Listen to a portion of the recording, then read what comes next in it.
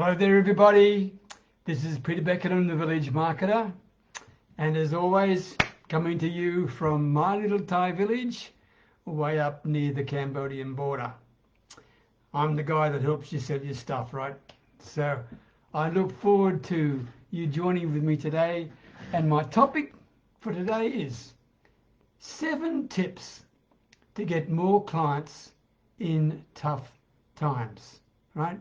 7 tips to get more clients in tough times. And if you're watching, leave me a comment so I know you're there, and I'll give you a shout out because I love to do that. So I know there's some people watching, so just say hello to me and I can actually acknowledge you because I do appreciate you sharing your time with me. And sometimes I can't see you on Facebook. Anyway, 7 tips, right? 7 tips to get more clients in tough times. I mean, we're surrounded, with immense change. I mean, not just, in the United States, you've got all this unbelievable political hoo-ha going on, right? That's extraordinary for me to watch, even watch a snippet of it. But you must be totally exhausted by the whole process by now, okay?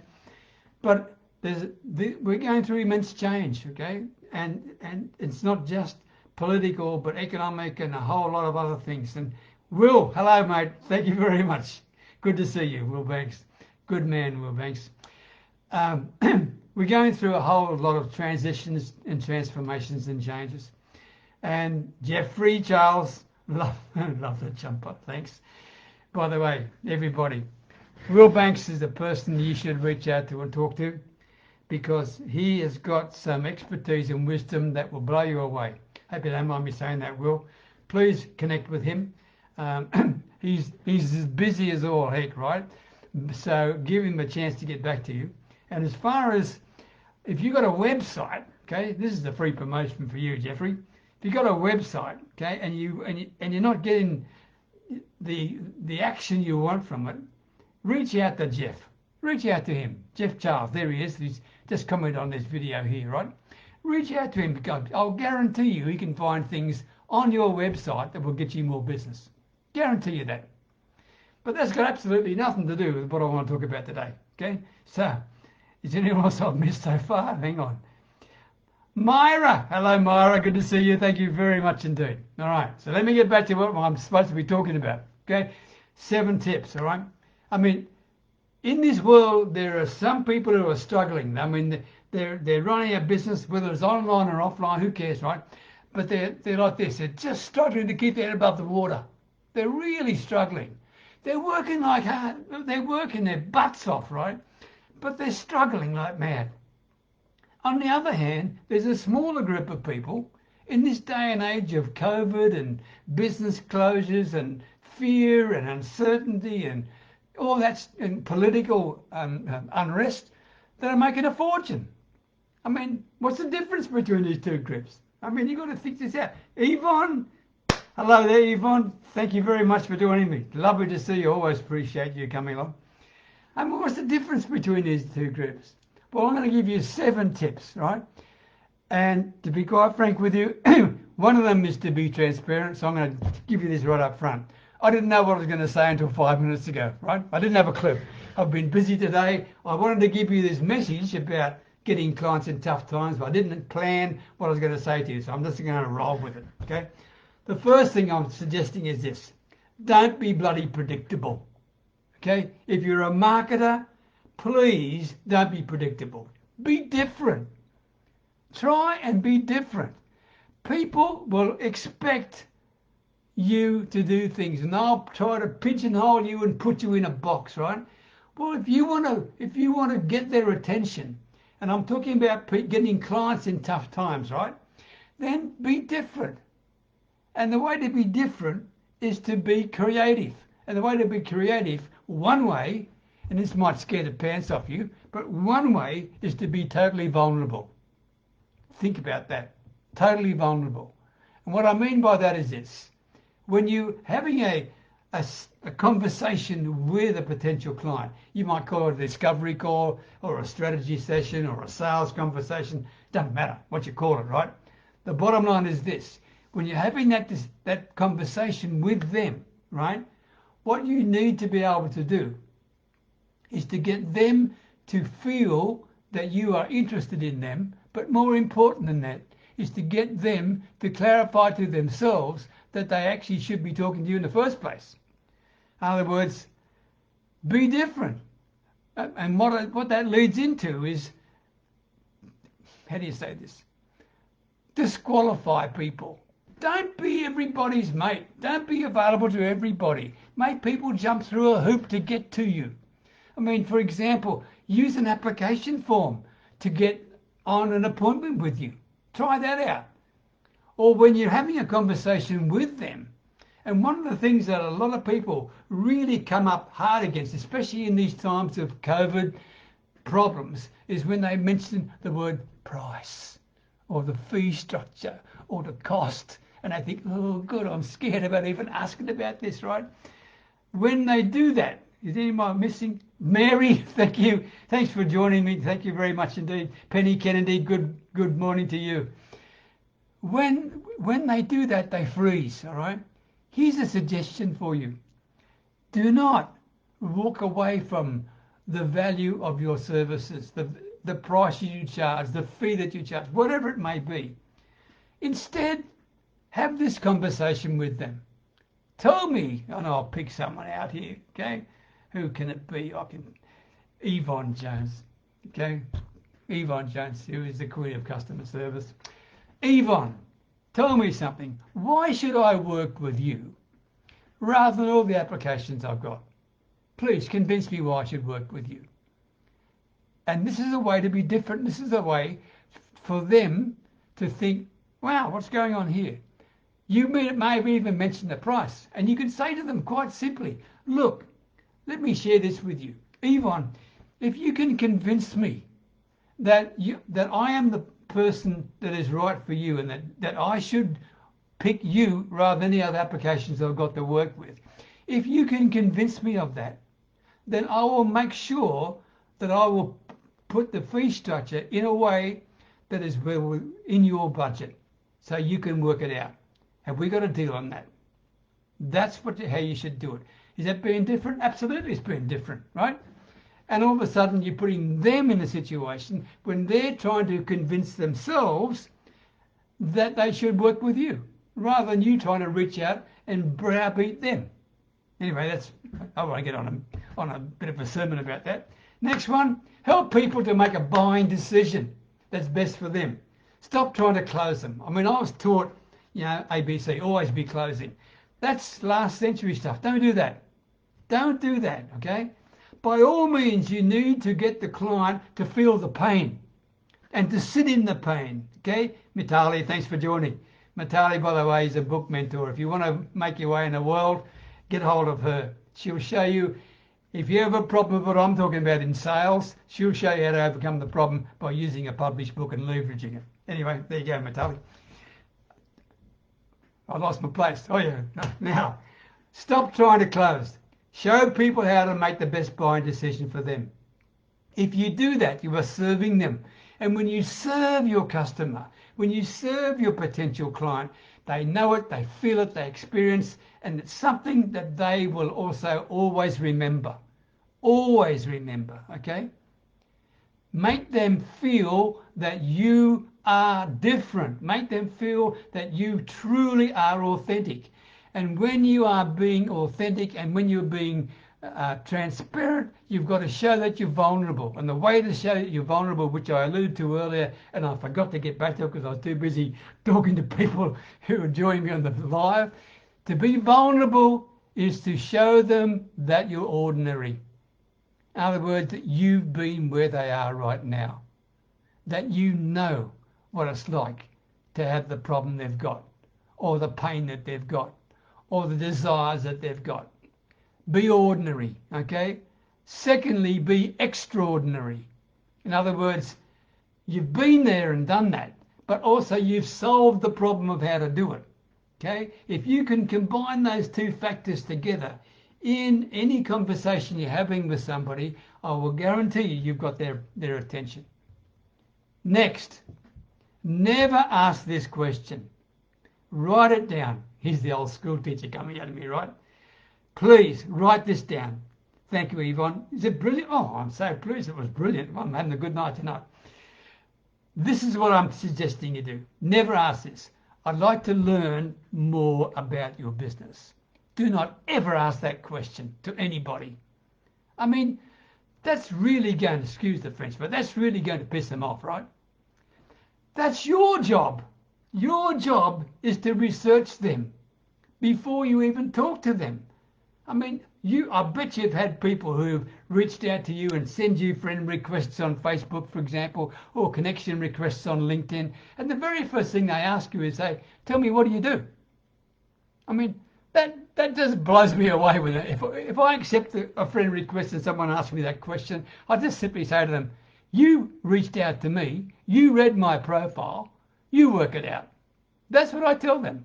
And if they said I didn't bother to read your profile, I'll just unfriend them anyway. Who cares, right? Next one. Put your ego aside. Let me share this with you. People aren't the slightest bit interested in the fact. Listen, okay, I'll give you an example. I've been in sales and marketing for 36 years. People don't care. They're not interested in that. They're not interested in your expertise or your experience or your qualifications or who you know or what you know, whatever it is. They're not interested in that. They're only interested in what can you do for them, all right? Please understand that. And what you must make sure you do is this. They're not interested in just what you can do for them. They're interested in the results or the outcome that you can provide to them. They don't want to know the process. They don't want to know that you're going to give them 25 videos or 10 Zoom sessions or whatever the process is. That's not, they don't care. They want to know is what can you do for them, all right? So put your ego aside, please, and just make sure that you know exactly what you need to say to them and they understand what you are prepared to do for them and deliver for them. Next one, think like a doctor. Now this is not new, but I'm reminding some people here, right? Is there anyone I've missed? Bear with me, Tick. Mitali, I hate closing. Well, most people hate closing, but I mean, I don't even like the word closing.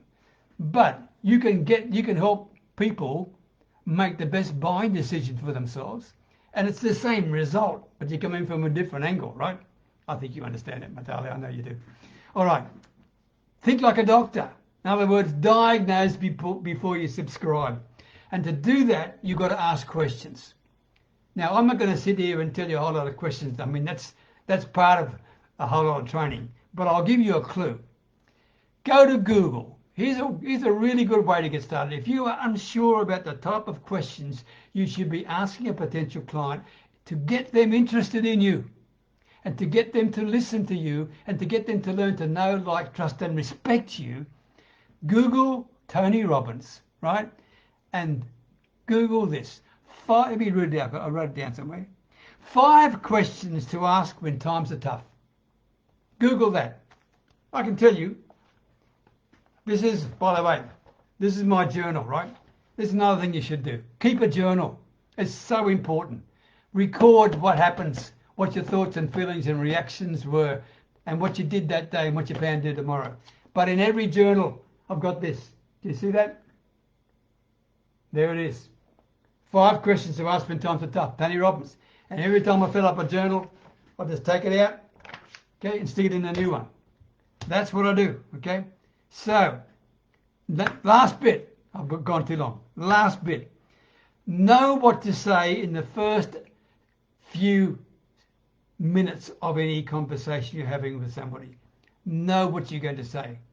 And this is all about building rapport. And this is not new to anybody. I appreciate that. But do not fall for this mistake. You don't say, okay, I'm planning out my sales call, right? My discovery call, my strategy session, whatever you feel most comfortable in calling it. I don't care, right? I'll spend the first 2 or 3 minutes building rapport. And then I'll spend the next few minutes doing X. And then I'll do Y. That is a recipe for disaster. Okay? You are building rapport through the entire session. Right? Through the entire session. So what you need to do is to make sure that you have some way to start that rapport building process. And that comes from the research you've done on your potential client. And so you talk about that with them. And it's not their business. It's something personal about them that you've found, because social media is, blimey, there's so much information available. And all you need to do is ask a simple question. I'd love to know more. Tell me more about that. Okay? People love to share the things that they know about. Okay? So that's what I'm suggesting you do. Be careful in that first 60 seconds in particular, right? That's where the first point you start with building rapport and keep building rapport right throughout the whole process. That's my message for you today. Does it work? Absolutely. It does work. And it also means, to be quite frank, that when it comes to marketing, let's call this, selling your services, that some people hate, right? Selling your, when you come to the point of selling your services, if you serve people, not sell them, if you help people to identify and clarify for them and then get them to sit in the pain of their problem, right? And I mean sit in the pain of their problem and share with them two things. One, everybody's heard of ROI. That's called return on investment, right? But ask them, are you aware of what COI is? Okay? I wonder whether anyone knows what I'm talking about, okay? I'll tell you what it is. It's called cost of inaction. In other words, are you going to put up with what you've got forever and a day, or are you going to solve the problem? The cost of inaction can destroy you personally and your business, right? The return on investment is a minor part of the whole process.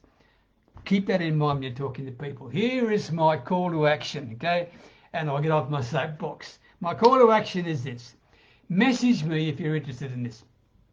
And this is really, I'll make it really easy. Just message me with one word, script. That's all you got to do, script. And I will share with you a direct download of a proven social media messaging script that works brilliantly. Okay, there you go. That's my message for today. Thank you everybody for sharing your time. If there's anyone I've missed, I want to make sure that Mary and Penny, I've already said to, Yvonne, yeah. Myra, oh, my beg your pardon, I didn't see you there. Penny Kennedy, thank you very much. Yes, dead right. Just show you care, Penny, and rapport will come naturally. Totally agree with that. Myra, Peter, some people ask for your friendship out of curiosity. They don't have honest intention. Where do you live? They don't. Correct. I agree, Myra. And not some people, many people. Sometimes I wonder why people even send out a friend request. That's a story for another day. Thank you very much, everybody, for sharing your time. Facebook is full of fakes. Be careful. Will Banks, absolutely true. Oh, one last thing, please, before I've gone on too long. One last thing. When you're talking about getting clients in tough times, do not try to compare yourself to other people on Facebook. There is so much crap on Facebook. People truly go out of their way to impress people, and in reality, they are nowhere near telling you the truth. All right? So do not think you are less worthy of people because they've got posts out there with them, with their Maseratis or whatever it may be. They probably hide it for the afternoon. Who knows, right? Please don't do that. Okay? Be yourself, be vulnerable, be transparent, be bloody ethical, and more than anything else, show people that you truly care for them. If you do that, you will get through your tough times and you'll get the clients to come with you. I hope you found that helpful. Until next time, bye for now.